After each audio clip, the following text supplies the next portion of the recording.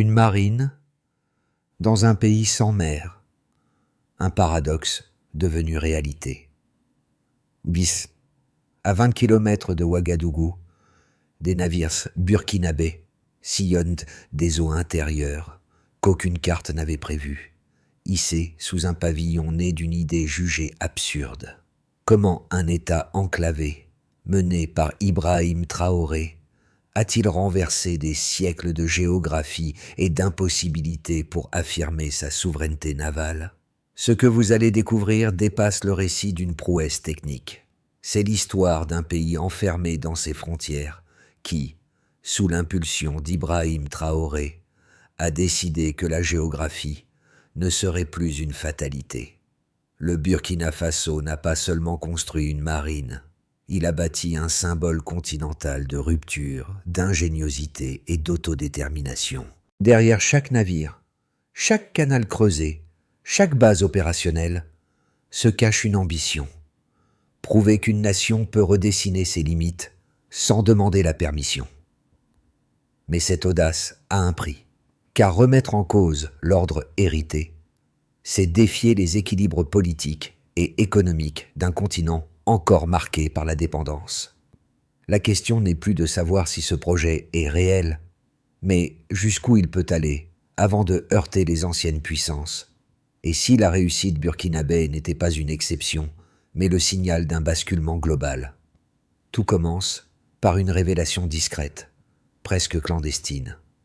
En janvier 2023, une image satellite montre des structures métalliques émergeant près du barrage de Lumbila, à moins de 30 km de Ouagadougou. Peu après, le gouvernement confirme, le Burkina Faso construit sa propre base navale intérieure. Pour un pays sans littoral, cette annonce semble insensée. Pourtant, c'est là que le projet prend racine. Depuis des décennies, le Burkina vit sous l'ombre d'une dépendance imposée.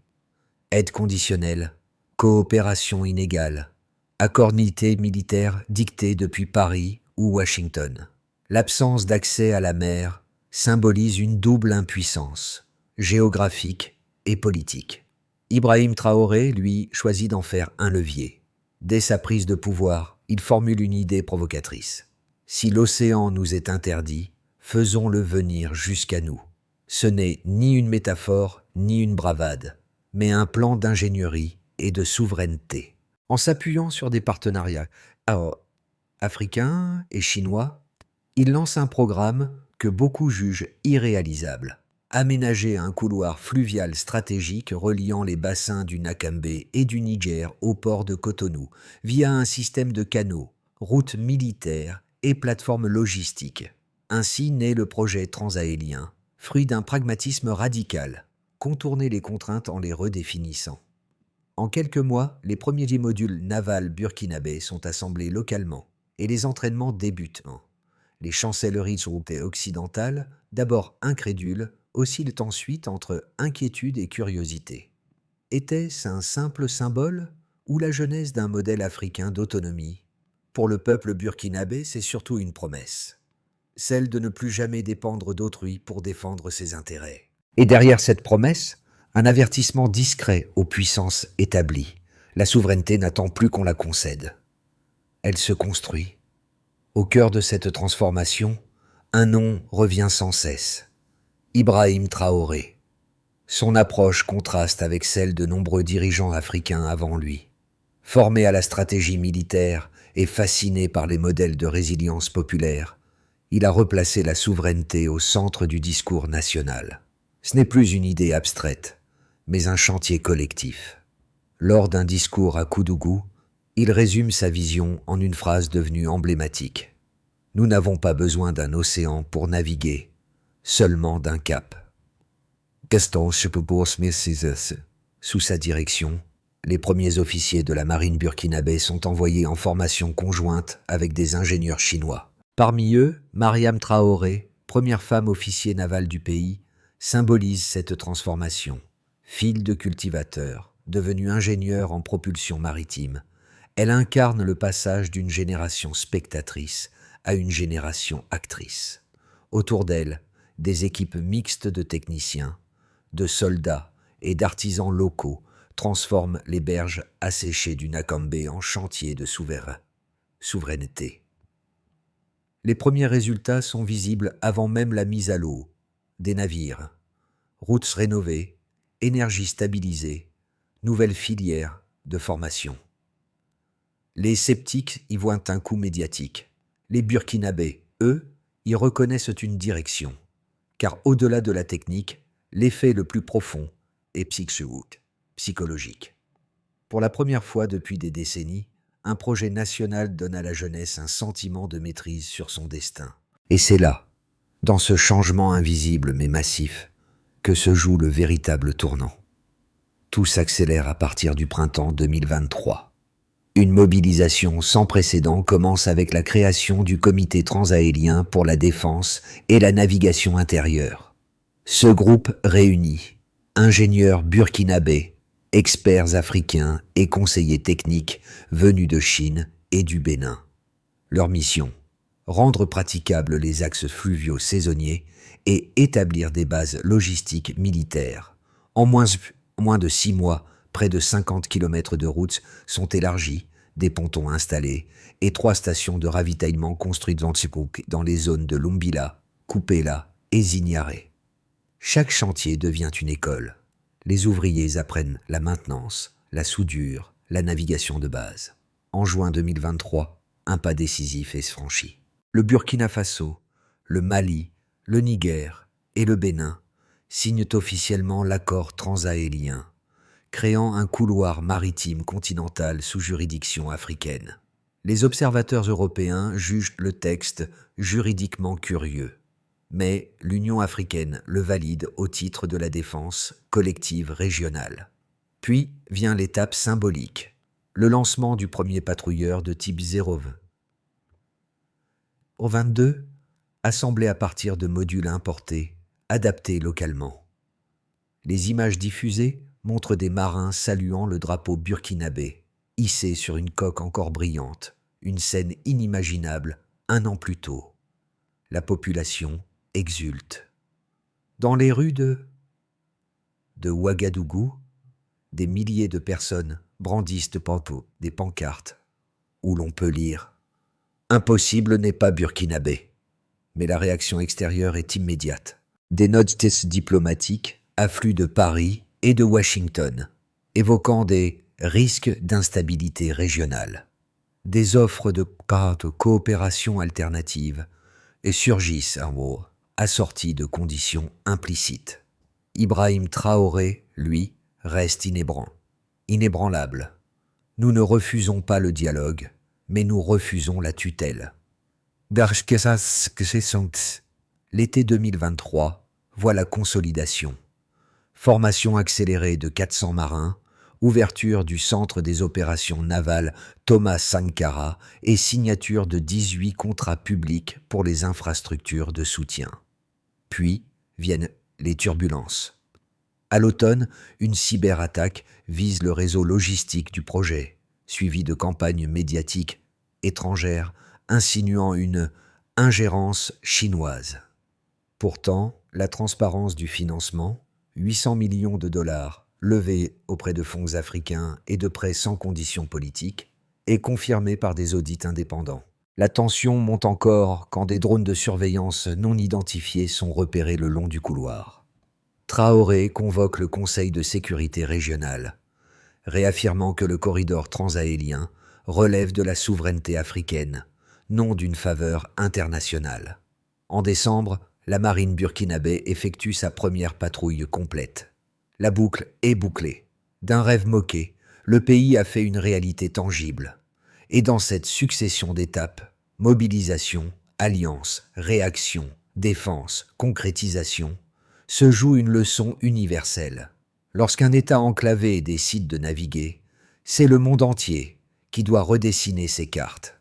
Les attaques terroristes aux frontières diminuent de 32% entre janvier et décembre 2024, selon le Centre national d'analyse stratégique. Ce recul n'est pas anodin. Il correspond à la présence accrue de patrouilles fluviales et à une meilleure coordination interrégionale. Autrement dit, la souveraineté navale se traduit par une souveraineté territoriale renforcée. Les coûts de transport de marchandises entre Ouagadougou et Cotonou chutent de 27% grâce à la combinaison du couloir fluvial et des nouvelles routes militaires ouvertes au commerce civil. Chaque conteneur met désormais 2 jours de moins pour atteindre le port béninois, ce qui représente une économie de près de $1 million par an. Le corridor n'est donc pas un simple symbole géopolitique, c'est un instrument de productivité régionale. Le chantier naval et les infrastructures associées génèrent 12 000 emplois directs et 4 000 permanents, allant des techniciens aux agents logistiques. Mieux encore, le recrutement militaire augmente de 68%, conséquence d'un regain de confiance et de prestige national. Pour Ibrahim Traoré, cette dynamique n'est pas une coïncidence. Quand un peuple voit ses efforts flotter sur l'eau, il comprend que son avenir n'est plus à terre. Les investissements étrangers progressent de 23% en 2024, portés par des partenaires africains et asiatiques, séduits par la transparence du financement burkinabé. L'audit public du projet, publié en ligne, valide chaque centime dépensé, une première pour un chantier militaire africain. Les communes proches du couloir enregistrent une hausse de 19% des inscriptions scolaires et une réduction de 12% du chômage local. L'effet multiplicateur se manifeste dans les services, l'artisanat, la petite restauration, les transports secondaires. Le corridor n'a pas seulement redonné du travail, il a redonné un horizon. Ces résultats, compilés par la commission mixte Afrique-Asie, dressent un constat net. L'investissement de 800 millions de dollars a produit un rendement économique et symbolique sans précédent. Chaque dollar injecté dans la souveraineté rapporte plus qu'un dollar d'aide conditionnelle.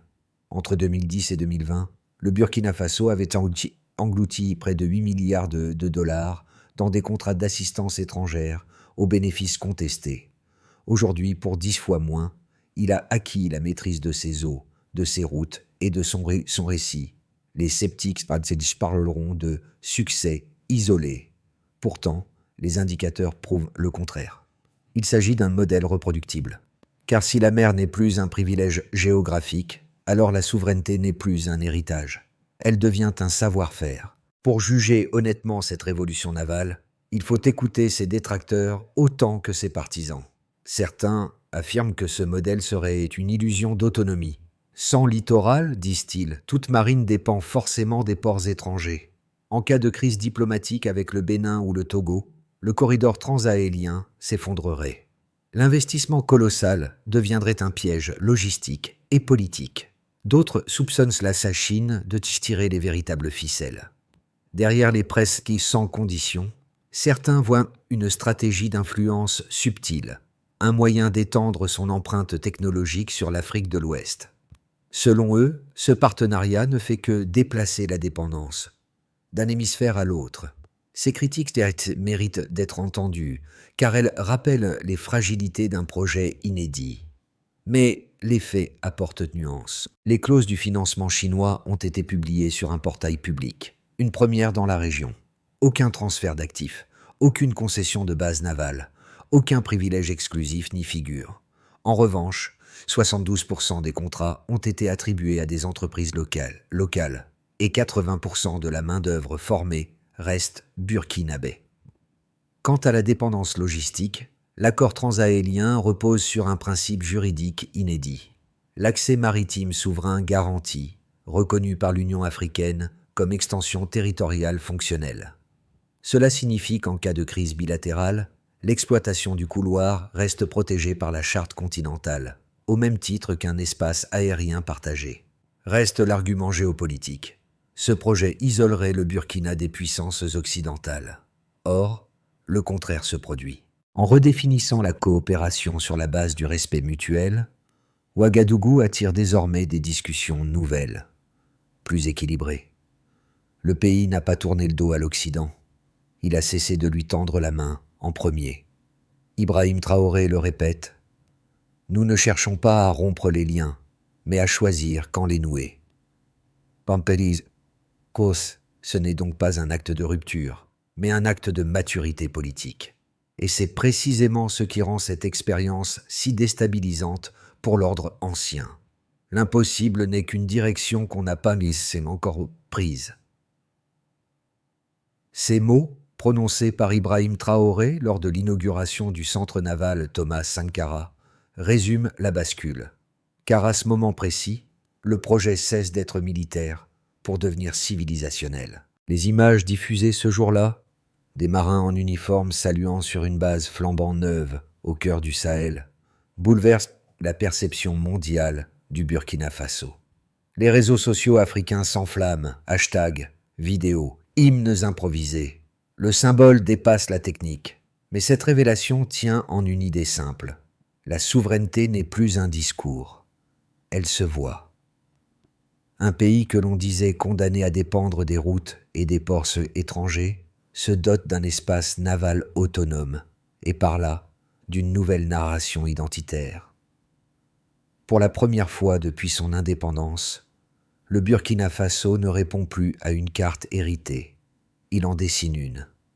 C'est cette rupture silencieuse, plus que la construction elle-même, qui inquiète les observateurs. Car si un État enclavé peut redéfinir ses frontières symboliques, alors l'ordre colonial n'a plus d'arguments à opposer. Les retombées du corridor transahélien se mesurent aujourd'hui dans 4 sphères essentielles. D'abord, au niveau national, une cohésion retrouvée. En 2 ans, la perception de l'État change radicalement. Les enquêtes d'opinion montrent que 78% des Burkinabés considèrent désormais la souveraineté comme un objectif atteignable, contre seulement 34% en 2019. Les zones rurales, autrefois délaissées, voient dans la marine un symbole d'égalité territoriale. Le service volontaire maritime, lancé fin 2024, attire plus de 3000 jeunes, dont un tiers de femmes, qui participent à la formation, à la reforestation des berges et à la logistique. La fierté collective devient moteur d'unité. Ensuite, au niveau régional, le modèle devient contagieux. 6 États africains demandent officiellement à rejoindre l'accord. Le Tchad, le Cameroun, le Ghana, la Guinée, le Togo et la Côte d'Ivoire. Chacun y voit une alternative crédible à la dépendance portuaire classique. L'Union africaine prépare même une extension du cadre juridique à d'autres pays enclavés, dont le Niger et l'Éthiopie. Le concept d'accès maritime souverain partagé pourrait devenir une norme continentale d'ici 2026. Puis, au niveau économique, une mutation structurelle s'opère. Le temps moyen de transport pour les exportations minières baisse de 40%.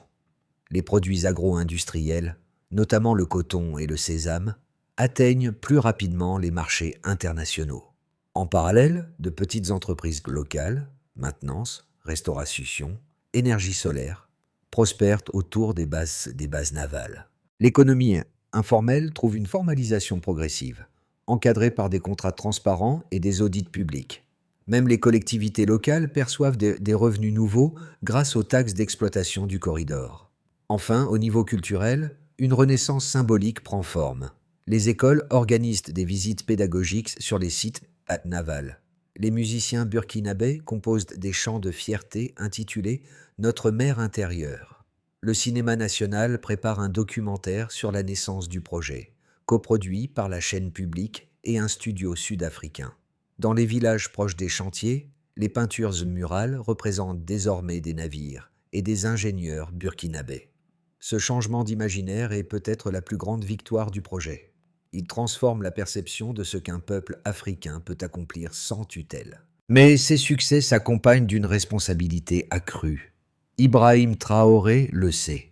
L'enjeu n'est pas seulement de maintenir la marine, mais de préserver l'esprit qui l'a rendu possible. Cette conviction que l'indépendance ne se déclare pas, elle s'entretient.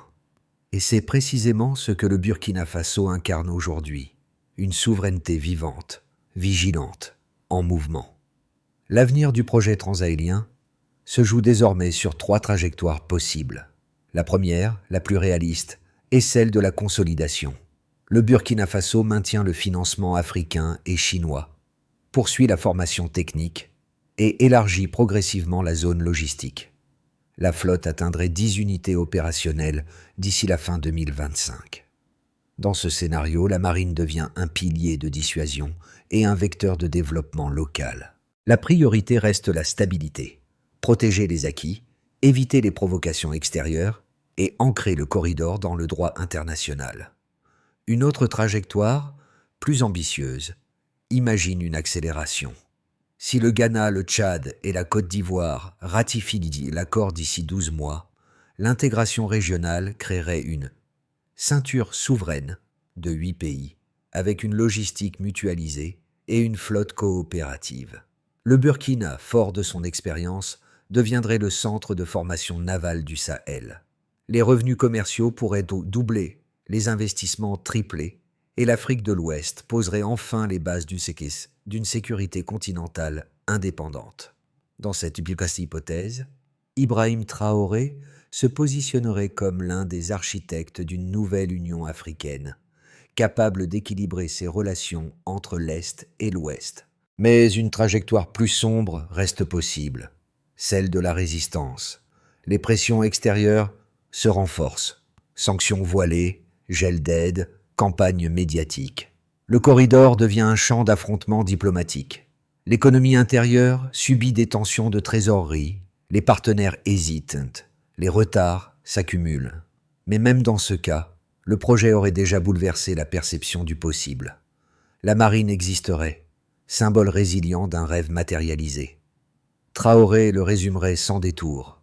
Nous n'avons rien perdu, car nous avons cessé d'attendre. Entre ces trois horizons, une constante demeure. La souveraineté n'est plus théorique. Le vrai défi pour les 12 prochains mois n'est pas de maintenir les navires à flot, mais de maintenir la foi collective qui les fait avancer. Derrière les cartes, les chiffres et les discours, il y a des visages. Celui d'Aïcha, jeune mécanicienne formée sur la base de l'Umbila, qui explique qu'avant la création du corridor, elle n'avait jamais vu un moteur plus grand qu'une moto. Aujourd'hui, elle supervise l'entretien d'un patrouilleur, celui d'Amadou, pêcheur reconverti en technicien fluvial, qui raconte comment la marine lui a rendu la dignité de travailler pour son pays. Ces histoires, multipliées par des milliers, traduisent une mutation silencieuse, le passage de la résignation à la participation. Pour les spectateurs africains, le message dépasse le Burkina Faso. Il s'adresse à tous ceux qui ont entendu, depuis l'enfance, que certaines choses étaient impossibles. Pour les observateurs étrangers, il invite à revoir leur grille de lecture.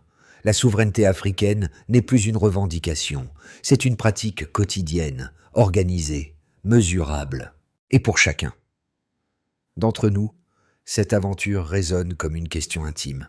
Que faisons-nous de nos propres mers intérieures? Ces espaces de possibles que nous croyons fermés? Ibrahim Traoré le dit dans un entretien récent. La souveraineté n'est pas un luxe, c'est une responsabilité partagée. En d'autres termes, ce projet n'appartient pas qu'au Burkina, mais à l'idée même d'un continent debout. Et si le changement commence toujours quelque part, il commence souvent là où personne ne pensait qu'il était possible. Tout commence par un diagnostic lucide. Identifier les ressources existantes, les corridors naturels, les savoir-faire locaux. La souveraineté commence par la connaissance de soi. Ensuite, il faut établir des alliances équilibrées. Le succès du Burkina repose sur une règle simple, coopérer sans se soumettre. Chaque partenaire, qu'il soit chinois, béninois ou nigérien, agit dans un cadre transparent et révisable. L'Afrique gagne quand elle signe d'égal à égal. La formation endogène est tout aussi cruciale. Les marines africaines ne se construisent pas avec des conseillers étrangers, mais avec des écoles. C'est pourquoi Ibrahim Traoré a créé un réseau de centres techniques intégrés, Weguya, Kupeya, Ouaga, destinés à transmettre un savoir naval africain, pas importé. La transparence budgétaire est un autre pilier. Chaque dollar investi doit être visible, chaque contrat vérifiable. C'est le meilleur rempart contre la corruption et l'arme la plus efficace contre les campagnes de dénigrement.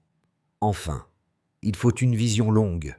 Une marine ne sert pas seulement à patrouiller, elle trace un cap.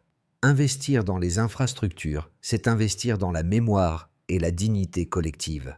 Appliquer ces principes ne demande ni mer ni miracle, mais une volonté politique ferme.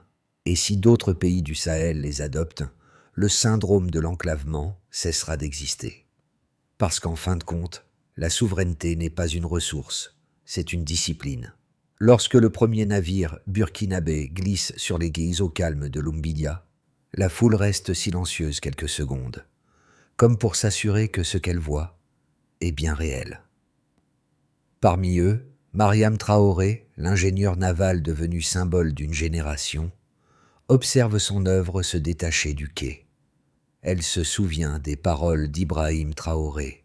« Nous n'avons pas hérité de la souveraineté, nous la construisons. » Oh, Désir, ces mots prennent désormais corps devant elle, dans le bruit régulier des moteurs, dans la fierté d'un drapeau hissé au vent. Le projet de la marine burkinabé n'a pas seulement transformé un pays sans mer, il a redonné au mot « possible » un sens concret.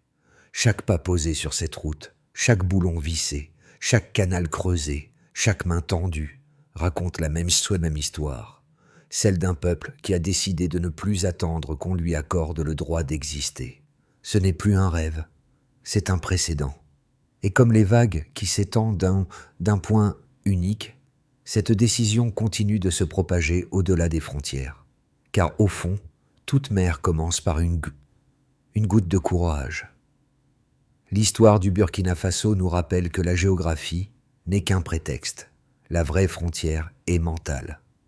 En transformant un territoire enclavé en nation maritime, Ibrahim Traoré et son peuple n'ont pas seulement défié la logique, ils ont redéfini la notion même de souveraineté. Cette expérience n'appartient pas à un pays isolé. Elle appartient à tous ceux qui refusent de laisser d'autres tracer leurs limites. Alors, que faire de cette leçon ? Peut-être regarder nos propres mers intérieures, ces ambitions que nous croyons inaccessibles, et oser y construire nos navires. Chaque société, chaque génération a son corridor à ouvrir, qu'il soit politique, culturel ou spirituel. Et c'est en partageant ces récits de courage que naît la contagion du possible. La marine burkinabé n'est pas une fin, c'est un commencement. Et vous, jusqu'où êtes-vous prêt à aller pour redessiner votre carte du monde ?